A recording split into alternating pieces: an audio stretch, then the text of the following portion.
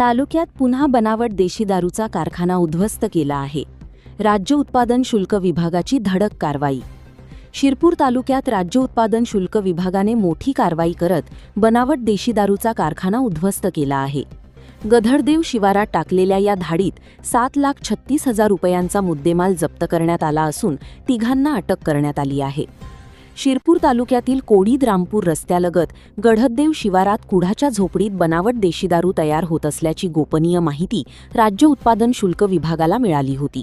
त्यानुसार निरीक्षक देविदास नेहुल यांच्या नेतृत्वाखाली पथकाने गधडदेव शिवारात छापा टाकला.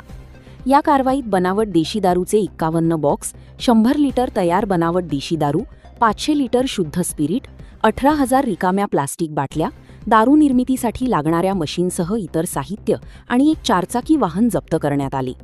जप्त करण्यात आलेल्या या मुद्देमालाची एकूण किंमत 7,36,000 रुपये इतकी आहे. या प्रकरणी शहादा तालुक्यातील सुलतानपूर येथील अजयसिंग जयसिंग उखडे, मनोहर हिरालाल पिंपळदे आणि मोंगा शिवाजी मुसळदे या तिघांविरुद्ध महाराष्ट्र दारूबंदी अधिनियमांतर्गत गुन्हा दाखल करण्यात आला आहे. तिघांनाही शिरपूर न्यायालयात हजर केले असता न्यायालयाने 2 दिवसांची पोलीस कोठडी सुनावली आहे. पुढील राज्य उत्पादन शुल्क विभागाकडून तपास सुरू आहे.